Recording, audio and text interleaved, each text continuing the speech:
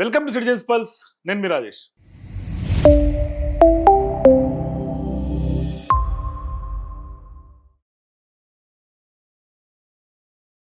ఇవాళ తెలంగాణ రాష్ట్రంలో ఏం జరుగుతోంది? బండి సంజయ్కి సంబంధించినటువంటి తనయుడుగా ఉన్నటువంటి బండి భగీరథ అంశం దేశాన్ని కుదుపుతోంది. పోక్సో చట్టం కింద కేసు నమోదైంది. మరోవైపు వాళ్ళు ఉల్టా హనీ ట్రాప్ కేసు పెట్టి బెదిరిస్తున్నటువంటి తరుణంలో ఇవాళ బాధితురాలకి న్యాయం జరగాలి అని పెద్ద ఎత్తున డిమాండ్ వినిపిస్తున్నటువంటి నేపథ్యంలో భగీరథ అరెస్టును పెద్ద ఎత్తున ఇవాళ ఉద్యమంలాగా ప్రజలు మాట్లాడుతుంటే, మరి ఇవాళ రాష్ట్రంలో ఉన్నటువంటి మెయిన్ స్ట్రీమ్ మీడియాకి ఏమైంది? కేవలం సోషల్ మీడియాలో మాత్రమే, డిజిటల్ మీడియాలో మాత్రమే ఇవాళ బండి భగీరథకు సంబంధించినటువంటి అంశం ఇవాళ హైలైట్ అవుతూ, మరోవైపు పెద్ద ఎత్తున చర్చనీయాంశంగా మాట్లాడుతూ, మరోవైపు ఖచ్చితంగా ఆ యొక్క బాధితురాలకి న్యాయం చేయాలని ఇవాళ ప్రజలు మాట్లాడుతున్నారు. తెలంగాణ ప్రజలు మాట్లాడుతున్నారు. దేశంలో ఉన్నటువంటి సామాజిక కార్యకర్తలు మాట్లాడుతున్నారు. మహిళా సంఘాలు మాట్లాడుతున్నాయి. కానీ ఎక్కడ కూడా చాలా ఇంపార్టెంట్ అయినటువంటి అంశం, కేంద్ర హోంశాఖ సహాయ మంత్రికి సంబంధించినటువంటి తనయుడి అంశం ఇవాళ జాతీయ స్థాయి మీడియా ఫోకస్ చేస్తుంది. రాష్ట్రంలో ఉన్నటువంటి ఇన్ఫ్లుయెన్సర్లు మాట్లాడుతున్నారు. సోషల్ మీడియా, డిజిటల్ మీడియా ప్రజలందరూ మాట్లాడుకుంటుంటే, మరి ఎక్కడ కూడా మెయిన్ స్ట్రీమ్ మీడియాలో ఆ యొక్క ఛానల్స్లో వార్త కనపడనటువంటి పరిస్థితి. ఇవాళ ఎందుకు నిజంగా మెయిన్ స్ట్రీమ్ మీడియా సైలెంట్ అయిపోయింది? ఏ హోంశాఖ మంత్రి తనయుడైతే చట్టాలు సపరేట్గా ఉంటాయా? అంటే వాళ్ళు తప్పు చేస్తే ఖచ్చితంగా ఒత్తాసు పలకాల్సినటువంటి అవసరం ఏమైనా ఉందా? ఇవాళ నిజంగానే ఇక్కడ ఉన్నటువంటి మెయిన్ స్ట్రీమ్ మీడియా లోగోలు కానీ, మెయిన్ స్ట్రీమ్ మీడియా జర్నలిస్టులు కానీ సైలెంట్గా ఎందుకున్నట్టు? సోషల్ మీడియాలో ట్వీట్స్ చేస్తున్నటువంటి జర్నలిస్టులు, సోషల్ మీడియాలో బయటకు వచ్చి తమ వ్యక్తిగత అభిప్రాయాలుగా మాట్లాడుతున్నటువంటి జర్నలిస్టులు వాళ్ళ యొక్క ఛానల్స్లో ఎందుకు యాజమాన్యాలు వాళ్ళని ఇవి మాట్లాడనివ్వకుండా అడ్డుకట్ట వేస్తున్నటువంటి పరిస్థితి ఎందుకు వచ్చింది? నిజంగా ఇవాళ ఎందుకు మీడియా మౌనం వహిస్తోంది? మరి ఆ బాధితురాలకి న్యాయం ఎట్లా జరగాలి? సాధారణంగా ఇటువంటి కేసుల్లో రోజుల తరబడి నడుపుతున్నటువంటి మీడియా సంస్థలు, మీడియా అధినేతలు, లేకుంటే మీడియా ఛానల్స్ ఇవాళ ఎందుకు మూగపోయాయి? ఉన్నట్టుగా మాట్లాడతామని చెప్పే మీడియా కానీ, నిర్భయంగా ఇవాళ మేము ప్రొజెక్ట్ చేస్తామని వాస్తవాలకు అద్దం పట్టేలాగా ఉన్నటువంటి మీడియా ఛానల్స్ అన్ని, ఆ యొక్క ట్యాగ్ లైన్లు పెట్టుకున్నటువంటి మీడియా ఏమైపోయినాయి? ఇవాళ నిజంగా తప్పు ఎవరిదైనా శిక్ష పడాల్సిందే. అది పోక్సో చట్టం కింద ఎఫ్ఐఆర్ నమోదైనా, ప్రభుత్వం సిట్ ఏర్పాటు చేసినా, ఆఖరికి సింగిల్ కాలం వార్తలాగా ఎక్కడో మూలక ఒక పేపర్లో పడేస్తారు తప్పితే, ఒక జాతీయ స్థాయిలో కేంద్రంలో ఉన్నటువంటి మోదీ క్యాబినెట్లో ఉన్నటువంటి మంత్రి కొడుకు ఇటువంటి అరాచకాలు, దౌర్భాగ్య పనులు చేస్తుంటే నిస్సిగ్గుగా ఇవాళ అతను పరారీలో ఉన్నటువంటి నేపథ్యాన్ని కూడా కనీసం ఎక్కడ కూడా రావట్లేదు అంటే, కనీసం వార్తలాగానే చూపించాల్సినటువంటి అవసరం లేదా? మీడియాకి బాధ్యత లేదా? మరి ఆ బాధితులకు ఎట్లా న్యాయం జరుగుతుంది? మరి ఇది కాకపోగా ఇవాళ ఇప్పటి వరకు జరుగుతున్నటువంటి రాష్ట్రంలో జరిగినటువంటి పరిణామాలు చాలా వరకు, అంటే రేవంత్ రెడ్డి ప్రభుత్వం ఏర్పడిన తర్వాత కొంత మెయిన్ స్ట్రీమ్ మీడియా చాలా వరకు మౌనంగా ఉందని చెప్పుకోవాలి. అనేక అంశాల్లో, ప్రజా సమస్యల్లో, ప్రజా పోరాటాల్లో చాలా వరకు మౌనంగానే ఉంది. అది లగచర్ల విషయం తీసుకున్నా, లేదు తర్వాత హెచ్సియుకి సంబంధించినటువంటి కీలకమైనటువంటి అంశం.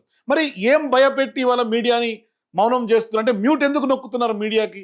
మరి ఆ మ్యూట్ నొక్కుతున్నటువంటి వ్యక్తి ఎవరు? మరి అధికారంలో ఉన్నటువంటి రేవంత్ రెడ్డి ప్రభుత్వమా, రేవంత్ రెడ్డి గారా, లేకుంటే కేంద్రంలో ఉన్నటువంటి ప్రభుత్వమా? ఎవరు మ్యూట్ నొక్కుతున్నారు? కాబట్టి ఖచ్చితంగా ఇవాళ ప్రజలు కూడా గ్రహించాల్సింది ఏంటంటే, ఇవాళ ప్రజలకు, సామాన్యులకి, ఇవాళ సొసైటీకి, ఇవాళ డిజిటల్ మీడియా లేదు అంటే కొంత సోషల్ మీడియాలో ఉన్నటువంటి ఇన్ఫ్లుయెన్సర్స్ వీళ్ళే అసలైనటువంటి వాస్తవాలు చెప్తున్నారు. ఇక మిగతా వాళ్ళు ఎవరు కూడా చెప్పనటువంటి పరిస్థితి, కనీసం ఆ ఊసే ఎత్తట్ల. మరి ఒక మహిళను లోబర్చుకొని, ఒక మైనర్ అమ్మాయిని వాడుకొని చిత్రహింసలకు గురి చేసి, అత్యాచారం చేసి, తర్వాత ఇవాళ అక్కడ జరిగినటువంటి పరిణామాలన్నీ పూర్తిగా ఆధారాలతో సహా ఇవాళ బయట పెడతా ఉంటే, పోలీస్ ఇవాళ ఎఫ్ఐఆర్లు కూడా మార్చే పరిస్థితి, స్టేట్మెంట్లు రికార్డు చేసుకుని ఆధారాలంతా క్రిస్టల్ క్లియర్గా ఉంటే దాన్ని నీరుగార్చే ప్రయత్నం ఒకవైపు చేస్తూ ఉంటే, డిజిటల్ మీడియాలో మాట్లాడుతున్నటువంటి ఇన్ఫ్లుయెన్సర్స్ కూడా అమ్మాయి క్యారెక్టర్ అసోసియేషన్ చేసేలాగా మాట్లాడుతారు. ఇది మరీ దౌర్భాగ్యం.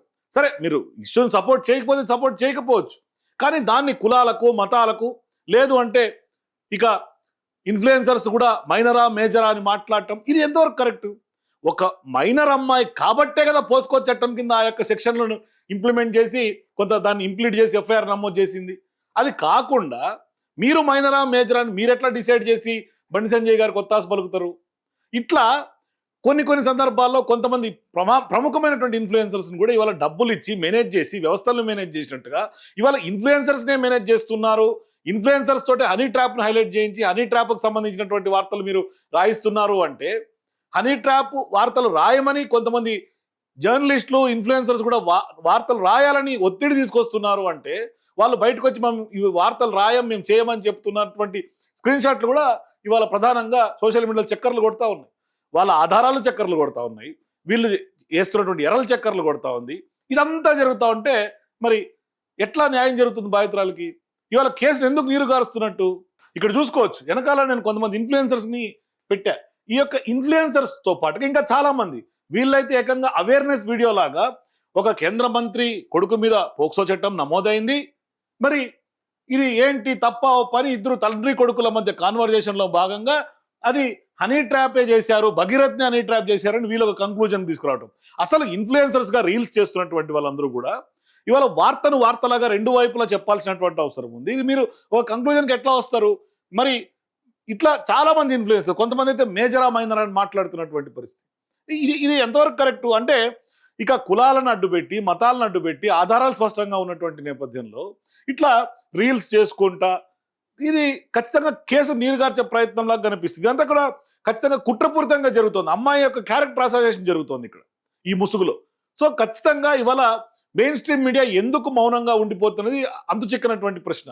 ఎందుకంటే ఇవాళ హెచ్సియు భూముల విషయం తీసుకుంటే, హెచ్సియు భూముల్లో ఆ యొక్క సుప్రీంకోర్టు రియాక్ట్ అయ్యి దానికి బ్రేకులు వేసినటువంటి నేపథ్యం కూడా సోషల్ మీడియాలో ఇక్కడ మాట్లాడినటువంటి జర్నలిస్ట్ అయినా ఇన్ఫ్లుయెన్సర్స్ అయినా లేకుంటే ప్రజలైనా ఇవాళ ప్రజలు మాట్లాడుతున్నారు, మీడియా మౌనం వహిస్తుంది. యాక్చువల్గా ప్రజా పోరాటాలు ఇవాళ ప్రజల నుంచి పుట్టుకొస్తే మీడియా దాన్ని ఫోకస్ చేయాలి. ఆ యొక్క బాధ్యత మీడియా పట్టు ఉంటుంది. మీడియా అంటేనే ఫోర్త్ ఎస్టేట్, మీడియా అంటేనే ప్రతిపక్షం. మరి అటువంటి ప్రతిపక్ష పాత్ర పోషించినటువంటి మీడియా ఇవాళ తెలంగాణ రాష్ట్రానికి అవసరం ఏంటి?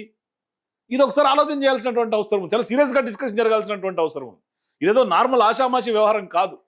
ఎందుకు అంటే దాడులు చేయడం ఒక సంస్కృతి, దాన్ని మనం కవర్ చేస్తాం, దాడులు చేసి అటువంటి వ్యవహారాలు కవర్ చేస్తాం. కానీ ఒక అమ్మాయి, మైనర్ అమ్మాయి మీద హనీ ట్రాప్ అన్న అంశమే కాదు, ఒక మేజరు 25 ఏళ్ల అబ్బాయి, అది కూడా కేంద్ర హోంశాఖ సహాయ మంత్రిగా ఉన్నటువంటి కొడుకు, మరి అటువంటి కొడుకు అల్లరి చిల్లరగా తిరుగుతూ బరితెగించి ఇవాళ సమాజం మీద పడి ఒక సైకోలాగా ఇటువంటి ప్రవర్తనకి గురి చేసినట్టుగా ఆధారాల అమ్మాయి ఆరోపణలు చేస్తుంటే, సరే అది చేశాడా చేయలేదా ఆధారాలు బట్టి పోలీసులు నిర్ధారిస్తారు కదా.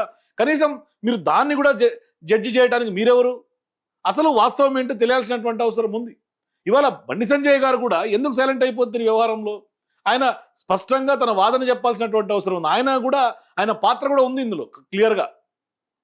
ఆయన బెదిరించిన తర్వాత వాళ్ళు ఫ్యామిలీ సీరియస్గా చాలా మెంటల్ ట్రామాకు గురయ్యారు. అమ్మాయి ఆత్మహత్య యత్నానికి 2 సార్లు ప్రయత్నించినట్టుగా స్పష్టంగా ఎఫ్ఐఆర్లో కంప్లైంట్లో ఉంది. మరి ఇవాళ ఆమె స్టేట్మెంట్ చాలా కీలకమయ్యే అవకాశాలు ఉన్నాయి. సో ఇదంతా జరుగుతుంటే, మరి ఇంత జరుగుతుంటే స్టేట్మెంట్ అని సిట్ అని ఇంత హడావిడి జరుగుతుంటే రాజకీయంగా సంచలనం రేపుతుంది, ఒక అమ్మాయికి సంబంధించినటువంటి వ్యవహారం సంచలనం రేపుతుంది. మైనర్ అమ్మాయి, పోస్కో చట్టం జాతీయ స్థాయి మీడియా ఫోకస్ చేస్తుంది, కానీ స్థానికంగా ఉన్నటువంటి ప్రింట్ మీడియాకి ఏమైంది, ఎలక్ట్రానిక్ మీడియాకి ఏమైంది? ఎందుకు ఇన్ని ఛానల్స్ మౌనంగా ఉంటున్నాయి? మరి ఇదేనా వాళ్ళకు ఉన్నటువంటి సమాజం పట్ల ఉన్నటువంటి బాధ్యత? అదే మంత్రి కొడుకైతే ఒక తీరుగా, సామాన్యులకైతే ఒక తీరుగా ఉంటుందా చట్టాలు కానీ, లేకుంటే మీరు ఇచ్చే న్యూస్ కవరేజ్? ఇది ఖచ్చితంగా మారాల్సినటువంటి అవసరం ఉంది. భవిష్యత్తు చాలా ప్రమాదకరమైనటువంటి పరిణామాలకి తెలంగాణ రాష్ట్రంలో దారితీస్తుంది. సో నిజంగా మీడియా ఎందుకు మౌనం వహిస్తుంది? మీ అభిప్రాయాల కింద నాకు కామెంట్ సెక్షన్ తెలియజేయండి. For more videos please watch citizens pulse.